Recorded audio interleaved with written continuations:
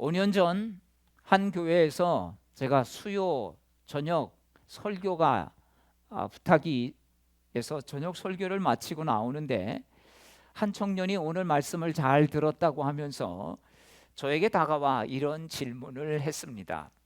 목사님, 기도하면 제가 좋아하는 사람과 결혼할 수 있나요?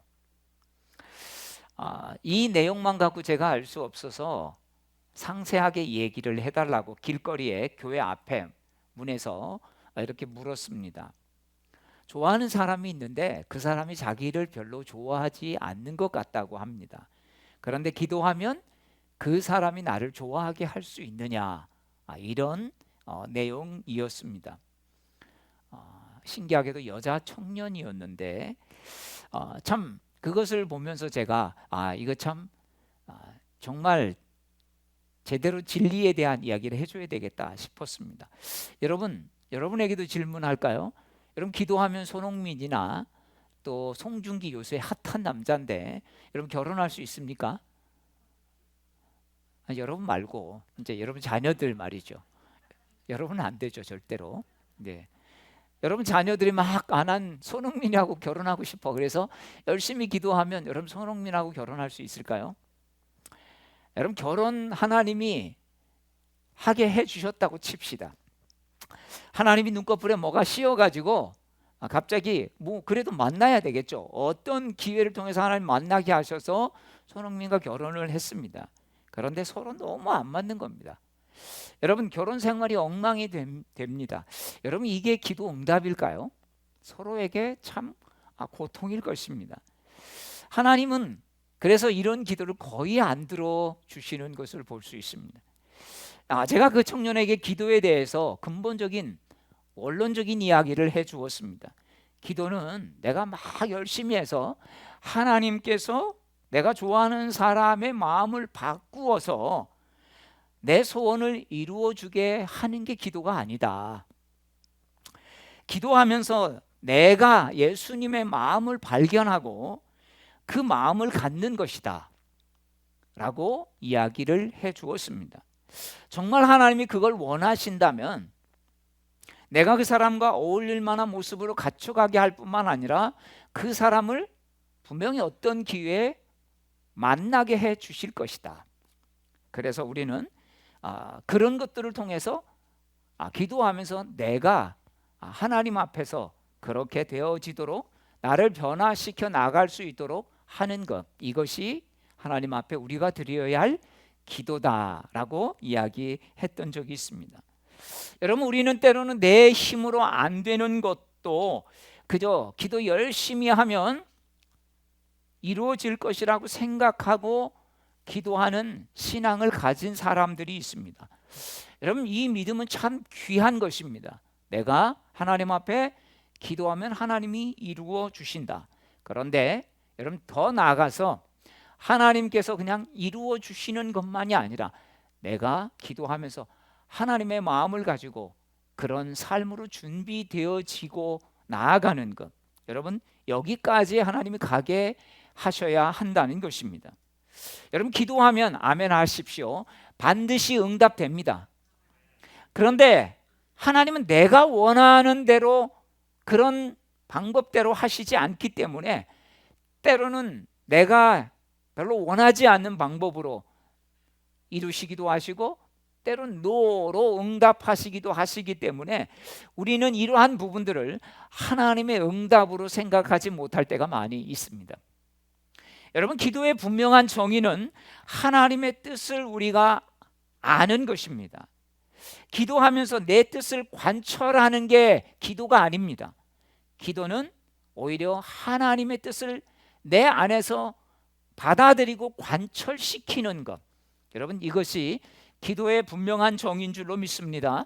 기도는 그래서 내가 그렇게 내려놓지 못하고 지금까지 움켜쥐고 있는 것을 기도하면서 하나님의 뜻에 내가 내려놔질 수 있는 그런 평강의 마음을 갖게 되는 것, 하나님의 뜻에 내 의지와 내 생각을 고집을 꺾고 하나님의 뜻을 깨닫고 그 뜻에 순종하는 것, 여러분, 이것이 진짜 기도의 참된 의미인 것입니다. 여러분, 기도는 하나님을 설득하는 게 아니라 기도는 나를 하나님의 뜻에 설득시켜 나가는 것입니다. 아멘. 오늘 본문은 그래서 예수님이 기도하시자마자 세례 요한의 제자들은 자기 제자들에게 기도를 가르친다고 들었습니다. 예수님, 우리에게도 기도를 가르쳐 주시면 좋겠습니다. 그럴 때 여러분, 우리가 잘 알다시피 내가 너에게 그러면 기도를 가르쳐 주겠다 해서 우리가 주님의 기도, 주님께서 가르쳐 주신 기도를 가지고 우리가 가끔 고백하고 있지 않습니까? 여러분, 너희는 이렇게 기도하라 라고 하늘에 계신 아버지요 이렇게 말씀하신 후에 예수님은 그것만 가르치신 것이 아니라 기도가 뭔지를 가르치고 있는 것을 바로 오늘 본문 말씀입니다. 그것도 비유를 들어서 말씀하고 있습니다. 자, 5절 6절은 이렇게 시작하는데 우리 다시 한번 읽어보겠습니다. 시작. 또 이르시되 너희 중에 누가 벗이 있는데 밤중에 그에게 가서 말하기를 벗이여 떡 세 덩이를 내게 구워달라. 내 벗이 여행 중에 내게 왔으나 내가 먹일 것이 없노라 하면. 자, 어떤 사람의 집에 친구가 귀한 친구가 한밤중에 찾아왔습니다. 지금처럼 전화가 있거나 메일이 있거나 한다면 얼마든지 여러분 가기 전에 연락을 했을 것입니다. 그런데 그때는 그런 연락할 방법이 마땅치 않아서 아마 한밤중에 오다가 어떻게 한밤중에 온 것 같습니다. 그런데 그 친한 친구에게 마땅히 먹을 것이 없었던 모양입니다. 와서 배고프다고 하는데 요즘처럼 그러면 라면이라도 긁어서 끓여주거나 쌀을 내서 쌀하고 어떻게 있는 반찬을 해가지고 국을 끓여서 음식을 만들어 줄 수 있는 여러분 그런 시대가 아니었기 때문입니다. 자, 그런데 한밤중에 할 수 없으니까 이제 자고 있는 친구 집에 가서 문을 두들기기 시작합니다. 아니, 지금 몇 시인데 누가 이렇게 문을 두드려? 아마 화가 났을지도 모릅니다. 그런데 문 두들기면서 여보, 친구야, 떡 세 덩이만 빌려줘 라고 하는 것입니다. 아니, 무슨 급한 사람 죽었다는 얘기도 아니고 지금 위급한 것도 아니고 떡 세 덩이 빌려달라고 이 밤중에 이 난리야? 여러분, 이렇게 하지 않겠습니까? 여러분, 좋아할 사람이 없을 것입니다. 그런데 하물며 귀찮을 정도로 간청하면 결국 끝까지 거절하지 못하고 빌려주게 될 것이다 라는 것을 바로 주님께서 말씀하신 것입니다. 사랑하는 여러분, 여기에 예수님의 이 비유에 기도에 대한 중요한 부분들이 있는 것을 볼 수 있습니다. 한밤중에 없는 떡 세 덩이로 어쩔 수 없이 한밤중에 문을 두들겨야 했던 친구에게 여러분, 이 사람이 왜 사정하게 됐을까요? 너무 간절하니까. 이 친구가 와서 몇 년 만에 온지도 모르겠습니다. 몇 달 만에 왔는지 몇 년 만에 왔는지 모르지만 정말 친구가 이 밤중에 와서 지금 너무 배고프니까 나에게 먹을 것을 달라고 하니까 본인은 지금 어떻게 해도 해줄 수가 없는데 오죽하면 신뢰가 되는 줄 알면서도 문을 두들겨서 떡 세 덩이만 달라고 했겠느냐는 것입니다. 여러분은 어떨 때 이런 간절함이 나옵니까? 여러분, 간절할 때 기도가 되지 않습니까? 여러분, 간절하지 않을 때 우리의 기도는 때로는 맹맹할 수 있습니다. 정말 내가 지금 앉아서 뭐 하고 있는지 모를 때도 있죠. 그러나 정말 간절하면 기도가 절로 나올 수밖에 없는 것입니다. 간절하게 주님이 불러질 수밖에 없는 것입니다. 여러분, 떡 세 덩이가 없을 때 우리는 간절한 마음을 가지게 되는 것입니다. 물론 떡 세 덩이라는 것은 꼭 먹는 이 떡만 이야기하는 것이겠습니까? 세상살이에 정말 필요한 것들이 곰핍할 때, 결핍이 되었을 때 여러분, 우리는 간절한 마음을 갖게 되는 것입니다. 아쉬운 사람, 간절한 사람이 기도하게 되는 것입니다. 그래서 목마른 자가 우물을 판다는 속담이 있지 않습니까?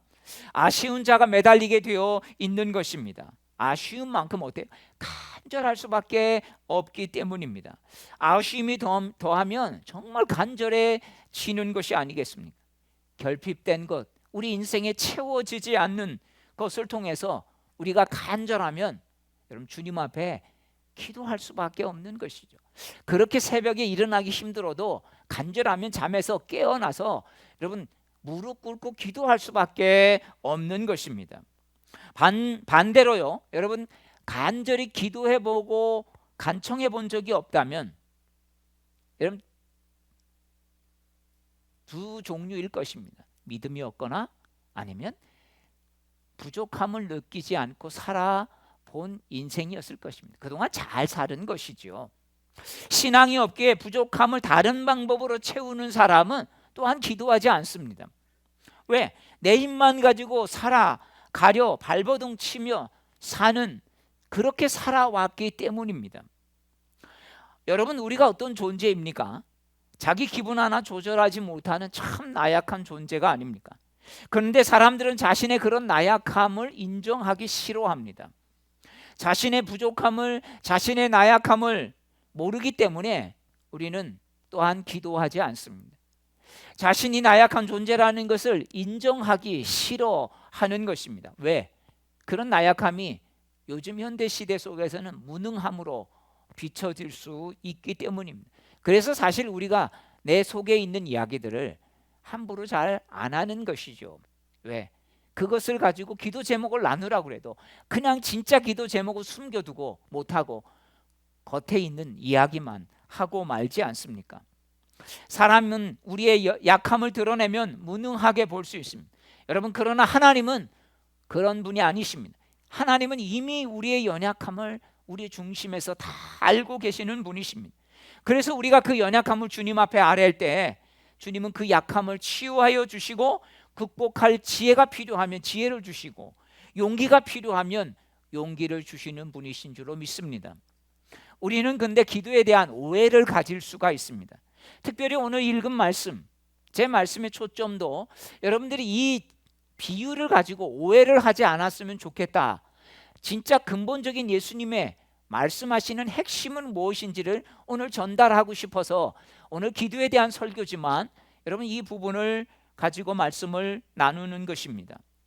예수님의 비유, 누가복음 11장 8절에 벗이라고 해서 밤중에 와서 달라고 하면 안 줄 수 없는데 그 간청함을 인하여 일어나 그 요구대로 준다는 것입니다. 아무리 벗이라고 해도 여러분 안 줄 수 있다는 거죠. 그런데 계속 문 두들기면서 달라고 하니까 여러분 때로는 저렇게 놔뒀다가 나 밤새 잠 못 자. 그러니까 빨리 주고 보내는 게 낫겠지. 여러분, 그래서 예수님이 줄 수 있다는 이야기입니다. 여러분, 어떻게 보면 또 하나의 우리가 잘 알고 있는 기도의 비유가 있죠. 불의한 재판관의 비유가 누가복음 17장에 나옵니다. 한 과부가 원수에 대한 원한을 풀어달라고 재판관을 찾아갑니다. 그런데 한 번 가고 안 들어주니까 2번 가고 3번 가고 4번 가고 10번 가고 20번 가고 계속해서 찾아다닙니다. 이 재판관이 생각을 하죠. 이 원한을 풀어주지 않으면 이 사람이 계속 날 찾아와서 나를 귀찮게 하겠다. 빨리 들어주고 보내야 되겠다. 그래서 이 불의한 재판관인데도 불구하고 그의 원하는 것을 들어주었다는 것입니다. 물론 그 원하는 것이 분명히 법적으로도 정당성이 있기 때문에 들어준 것입니다. 이 불의한 재판관은 돈을 받지 않고서는 해주지 않았는데 하도 와서 계속해서 간청을 하고 귀찮게 하니까 들어주었다는 이야기입니다. 하나님께서도 너희 이런 아픔과 기도 제목들을 이렇게 와서 끈질기게 간구하면 들어주지 않겠느냐. 우리는 이 말씀들을 보면서 그렇게 해석할 수 있다는 것입니다. 귀찮아서 옆집 이웃처럼 악한 재판관처럼 하나님이 들어주신다고 말씀하고 있는 것일까요? 여러분, 여기서는 비교가 아니라 어떻게 보면 대조하는 말씀인 것입니다.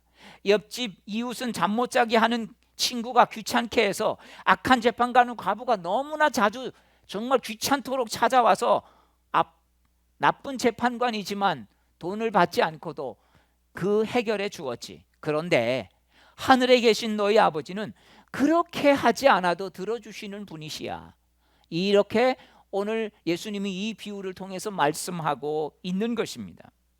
여러분, 하나님은 옆집 이웃과 불의한 재판관과 같지 않다는 말씀입니다. 하나님은 다른 분이시라는 말씀입니다. 하나님은 자꾸 구하면, 너무 간절하게 구하면 귀찮아서 들어주시는 분이 아니라는 말씀입니다. 여러분, 우리는 때로 하나님 앞에 정말 기도할 수 없는 상황 가운데 놓여질 때도 있습니다. 너무 간절한데, 그래서 하나님 앞에 나와 기도는 되지만 기도는 안 나오고 눈물만 나올 때가 있죠. 한숨 짓고 억울함, 막 속에서 억울함으로 인한 분노가 치밀어 올라서 기도하다 보면 오히려 욕만 나오는 그런 상황에서 입을 다물고 주님 앞에 그냥 내가 할 수 있는 기도는 주여밖에 없는, 여러분, 그럴 때가 있습니다. 그런데 하나님은 바로 그렇게 한마디도 할 수 없는 상황에서도, 기도조차 할 수 없는 상황에서도 우리의 기도를 들으시는 분이시다라는 말씀인 것입니다. 여러분, 우리가 그렇게 기도하는데 하나님이 만약에 너 지금 몇 번 기도하다가 이렇게 그냥 가? 너 별로 간절하지 않구나. 내가 몇 번만 더 와서 기도하면 내가 채워주려고 했는데, 기도 응답해 주려고 했는데 너 그것도 못 채우니?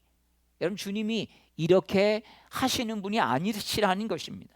하나님이 우리의 기도의 횟수를 채우는 것, 숫자를 세고 계시는 분이 아니라는 것입니다.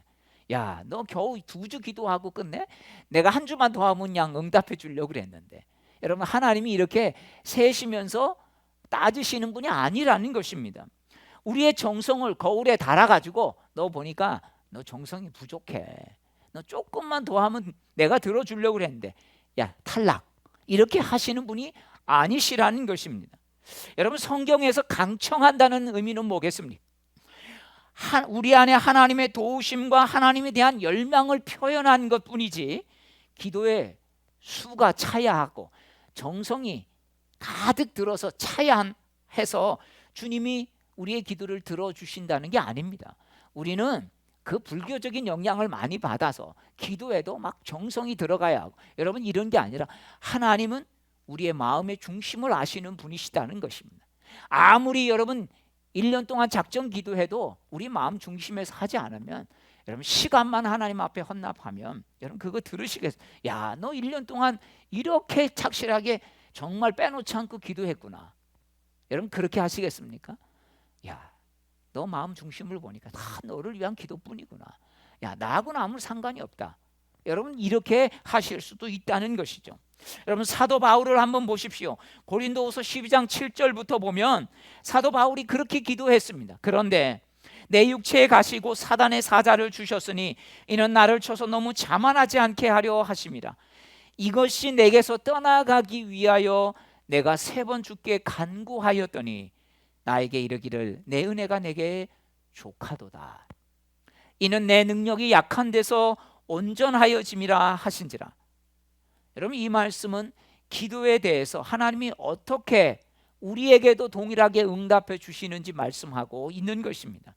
사도 바울은 자신을 괴롭히는 질병을 가지고 기도했습니다. 근데 그 질병이 뭔지 모르겠습니다. 그런데 3번을 기도했다, 이렇게 말합니다. 아이고, 고작 3번? 나는 30번 기도했는데, 난 300번 기도했는데, 이렇게 말씀하실 분이 있을 것입니다. 여러분, 유대인들이 당당하게 3번 기도했다는 말은 이런 뜻입니다. 우리로 말하면 40일 작정 기도를 3번씩이나 했다는 이야기입니다. 그렇게 했는데도 주님이 자기의 요구대로 응답하신 게 아니라 주님은 응답해 주셨다는 거예요. 어떻게 응답해 주셨다는 것입니다. 내 은혜가 내게 족하다. 고쳐주는 것으로 응답하신 것이 아니라는 것입니다. 여러분, 바울은 결국 기도 응답을 받고 9절에 이렇게 고백합니다. 내 은혜가 내게 족하도다. 이는 내 능력이 약한 데서 온전하여짐이라 하신지라. 여러분, 주님은 바울에게 뭐라고 말씀하셨다고요? 내 은혜가 지금 그걸로 족하다. 바울은 이렇게 말할 수 있죠. 아니, 주님, 무슨 소리입니까? 아니, 선교하려면 건강을 주셔도 힘든데 은혜가 족하다니요. 이렇게 주님 앞에 사도 바울은 따질 수 있었습니다. 그런데 사도 바울은 이것을 기도 응답으로 받았습니다. 내가 아무리 기도해도 하나님은 오히려 내게 이런 질병이 있는 것이 내게 유익한 것을 주님은 아시고 내 은혜가 족하다고 하셨어. 오히려 이런 약한 데서 오히려 온전해지는 나의 모습을 주님이 보신 거야. 그래, 너 아무 문제 없으면 좀 나태해지고 게을러지고 깨어있지 못해. 그러니까 너 지금 그 상태가 너 자신을 보호할 수 있고 너 자신을 영적으로 세울 수 있는 가장 좋은 환경이야. 주님께서 그렇게 말씀하셨다는 거예요. 사도 바울은 그것을 여러분 받아들이는 것입니다. 무슨 소리입니까 하나님? 건강해야죠. 건강해야 할 일이 많죠. 무슨 소리입니까? 제게 물질이 많아야죠. 그래야 선교하지 않겠습니까? 그래야 나누지 않겠습니까? 여러분 이렇게 했지만 아니야. 너는 지금 그 상태. 그게 너를 변질시키지 않고 끝까지 나를 의지하며 나아갈 수 있는 가장 좋은 은혜의 모습이야. 여러분 이렇게 한 것. 여러분 바울은 그래서 이것을 받아들입니다. 도리어 크게 기뻐함으로 나의 여러 약한 것들에 대하여 자랑하리니. 그래서 바울은 이제 기도 제목이 바뀌었습니다. 하나님, 나의 약한 것을 이제 자랑하겠습니다. 여러분 이런 고백을 어떻게 할 수 있습니까? 하나님을 신뢰하기 때문입니다. 하나님의 성품을 너무나도 잘 알기 때문입니다. 가장 좋은 것을 나에게 주시는 하나님. 그래서 능력은 강한 데서 나온 게 아니라 약한 데서 나오는 것이다. 여러분 우리 삶 속에 기도에도 채워지지 않은 것이 있습니까? 그렇다면 여러분 그것을 자꾸 외면하고 거부하고 떨쳐버리려고만 하지 말고 그것을 내 삶 속에서 거두어 가시지 않는 하나님의 뜻을 여러분 살펴볼 수 있게 되기를 바랍니다. 그렇다면 여러분 그것이 여러분의 능력이 될 것입니다. 병을 병으로 받지 않는다면 여러분 바울의 병은 나은 것입니까? 나은 것입니까? 나은 것이죠. 여러분 약한 데서 온전하여지는 능력의 통로로 받았다는 것. 여러분 응답 받은 것입니까? 응답 안 받은 것입니까? 응답 받은 것입니다. 바울은 이후로 병 낫기를 위해서 기도했겠습니까? 안 했겠습니까? 안 했습니다. 질병을 극복한 것입니다. 여러분 병도 자신의 일부로 받아들였던 바울의 모습. 병과 함께 사는 것이 이게 내게 능력이 되는구나. 오히려 불편할 때도 있지만 이게 내게 능력이구나. 내 삶 속에 불편한 것을 하나님이 놓아둔 이유가 있는 것이지. 저도 두통이 올 때가 있습니다. 자주는 아니지만 그럴 때마다 참 두통을 위해서 기도하지만 이 두통이 해결되지 않을 때 제가 이 말씀을 준비하면서 그래, 이 두통이 내 연약함을 또 발견할 수 있는 통로가 되고 나를 자고하지 않게 하고 교만하지 않게 하는 통로가 되겠구나. 여러분 머리만 아프면 여러분 아무것도 요만큼만 아파도 뭔가에 특히 저는 이제 말씀을 준비해야 되는 일들을 많이 하기 때문에 집중이 안 됩니다. 이 상태에서만 아파도 괜찮은데 여기서 조금만 더 아프면 아무것도 못하고 들어 누울 수밖에 없고 또 견디다 또 약을 먹을 수밖에 없는 일들이 생깁니다. 이게 또 내게 이 약함이 또 온전케 하는 통로가 될 수 있겠구나. 그런 생각을 해보기도 합니다. 사랑하는 여러분, 우리의 삶 속에서 아침마다 기도하고 우리가 도우심을 구하지만 재앙과 재난이 순식간에 오는데 여러분 그래도 우리 삶 속의 어려움을 피하지 못할 때가 있습니다. 고난을 비껴갈 수 없을 때가 있습니다. 그런데 정말 중요한 것은 무엇겠습니까? 이런 문제를 만날 때, 재난을 만날 때 하나님의 주권을 인정하는 것입니다. 그래, 하나님의 계획 가운데 이 문제도 하나님이 이루실 것임을 믿기 때문에 우리는 고난도 유익함으로 받을 수 있는 여러분 그런 믿음이 생기는 것입니다. 아멘. 우리의 기도는 그래서 어떻게 하면 좀 더 우리가 쉽게 살고 편하게 살 수 있을까? 여러분 우리는 이런 데 관심이 많습니다. 그런데 하나님은 우리에게 그렇게 쉽게 편하게 살도록 우리를 그냥 내버려 두시지 않습니다. 그래서 여러분 우리가 무슨 기도를 해야 됩니까? 하나님 나를 통해 뭘 하기를 원하시는 것입니까? 하나님 내가 하나님의 뜻에 어긋나는 것이 뭐가 있습니까? 혹시 내가 욕심을 부리는 것은 없습니까? 내가 감당할 수 없는 것에 욕심을 부리면서 매달리다가 이렇게 자꾸 두통을 갖고 내가 자꾸 이런 것에 몸살을 앓고 내가 이따금 내 컨디션을 조절하지 못하는 것은 아닙니까? 여러분, 기도할 때 자꾸 문제만을 놓고 기도하지 말고 그 문제를 주기적으로 우리에게 때로는 주신다면 그것을 우리에게 주시는 하나님의 마음을 살필 수 있는 저와 여러분들 되기를 축복합니다. 우리가 하는 기도가 하나님의 뜻을 추구하기보다는 우리의 기도의 대부분은 그냥 나 편하고 세상에 문제 없고 그냥 잘 되고, 여러분, 이런 기복적인 기도가 참으로 많다는 것입니다. 하나님 아버지의 마음을 예수님은 이렇게 말씀하셨습니다. 자, 누가복음 11장 10절부터 12절 말씀을 우리 같이 읽겠습니다. 시작. 너희 중에 누가복음 11장 10절 12절. 자, 시작. 구하는 이마다 받을 것이요 찾는 이는 찾아낼 것이요 두드리는 이에게는 열릴 것이니라. 너희 중에 아비된 자로서 누가 아들이 생선을 달라 하는데 생선 대신에 뱀을 주며 알을 달라 하는데 전갈을 주겠느냐. 여러분, 예수님은 자녀를 향한 아버지의 마음을 가지고 하나님의 마음을 말씀하고 있습니다. 생선을 달라 하는데 생선 대신 뱀을 줄 부모가 있겠느냐? 알을 달라고 하는데 전갈을 대신 줄 아비가 있겠느냐? 여러분, 이런 부모, 여러분 자녀들 보셨습니까? 자녀인 우리 자녀들도 있죠, 여기. 여러분, 부모가 이런 부모 있습니까? 여러분, 부모들이 있는데 자녀들이 어떻게 해서든 자녀들에게 더 좋은 것을 주려고 하는데 여러분, 구하는 것보다 아주 안 좋은 걸로, 나쁜 걸로 줄 수 있습니까?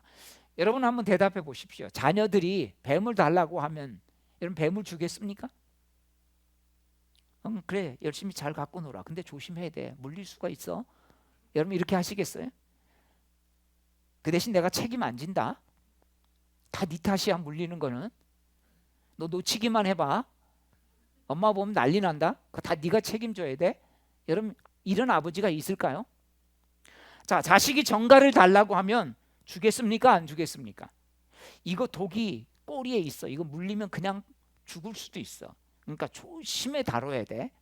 여러분, 이러면서 여러분 부모가 줄까요? 절대로 안 주죠. 여러분, 예수님의 말씀은 무엇입니까? 내가 무엇을 구하는 것과 상관없이 좋은 것을 주시는 분이시다라는 것입니다. 여러분, 이게 얼마나 감사한지 아십니까? 여러분, 우리가 마음 놓고 주님 앞에 그래서 구해야 하는 것입니다. 처음에는 마음 놓고 주님 앞에 이것저것 달라고 구하십시오. 그런데 내가 구하는 것보다 주님이 나에게 구하는 대로 주시는 게 아니라 좋은 것을 주실 줄 안다는 것입니다.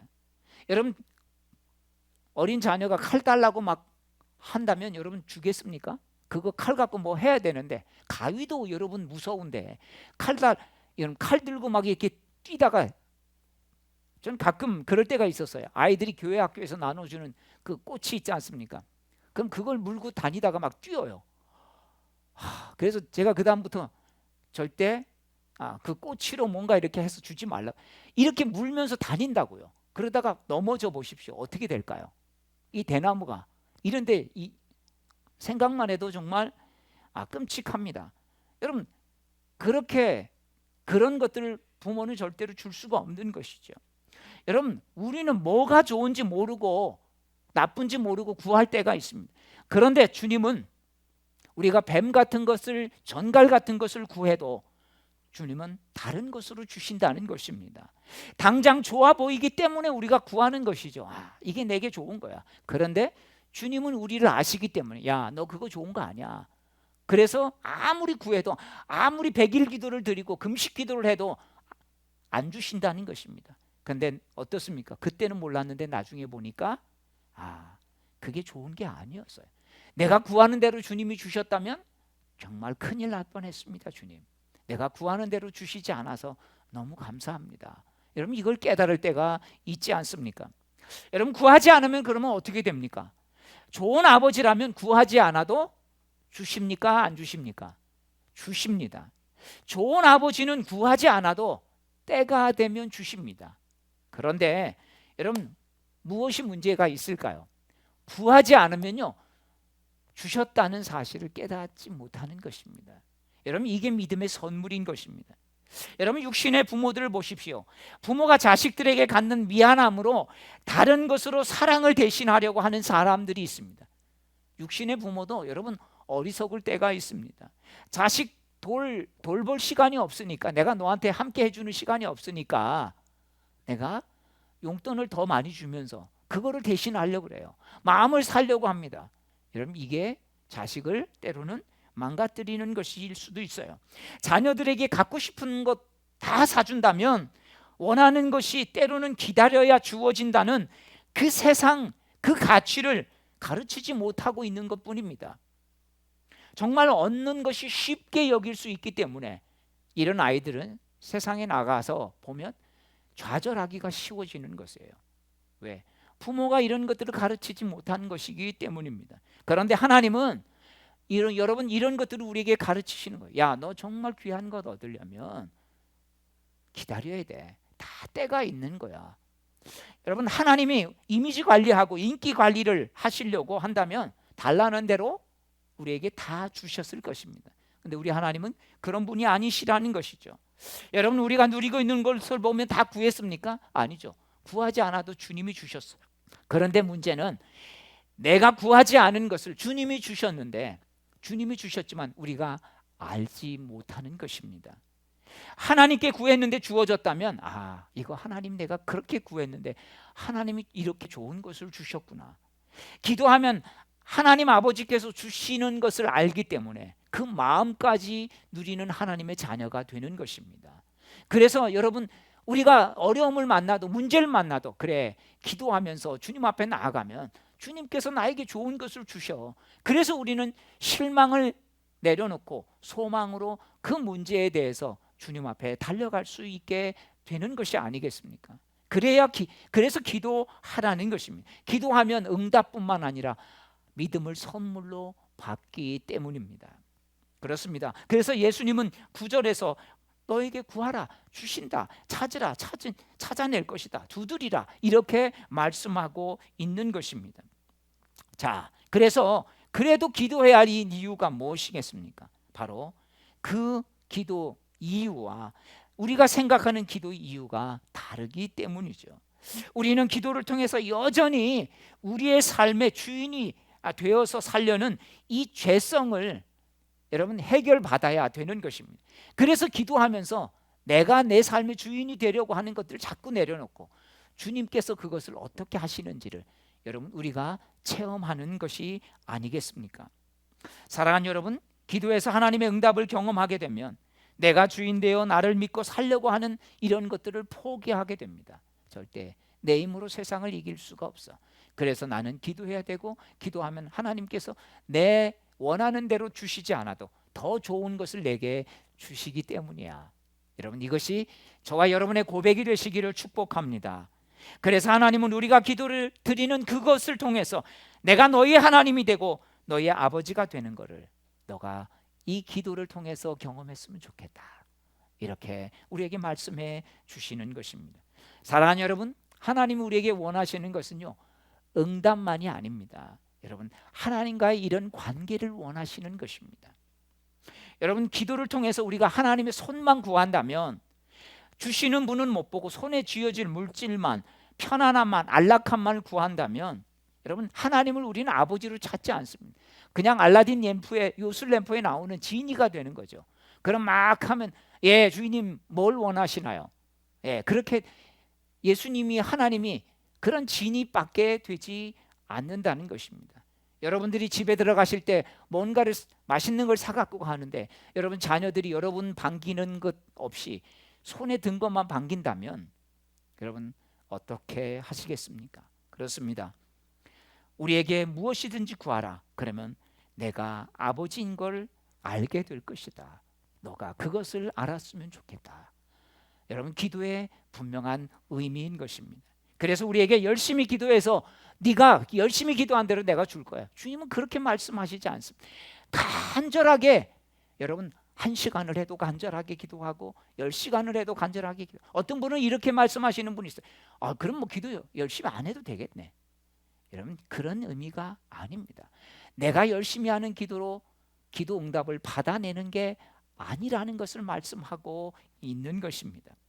여러분 물론 떼쓰듯 구할 때 하나님이 때로는 우리에게 믿음이 약할 때 억지로 들어주시기도 하십니다. 그러나 우리는 하나님은 우리에게 드리는 그 기도를 통해서 하나님의 아버지 되심을 경험하게 해주고 싶으신 것입니다. 그래서 우리가 기도해야 하는 것이죠. 사랑하는 여러분, 우리가 기도함으로 하나님의 뜻을 이루게 되어지는 그런 삶을 사시기를 주의 이름으로 축복합니다. 그래서 아버지의 뜻에 내 인생을 맡기는 하나님, 그런 하나님의 자녀로 살겠습니다. 저에게는 영적 아버지가 있으니까 나는 이렇게 마음이 든든합니다. 어떤 문제를 만나도 주님, 제가 실망치 않고 달려갈 힘을 얻었습니다. 그럼 이것이 저와 여러분의 고백이 되기를 주의 이름으로 축복합니다. 우리 다 함께 일어나셔서 오늘 말씀을 기억하면서 우리 같이 찬양하고 기도하겠습니다. 우리 함께 기도해 주 앞에 나와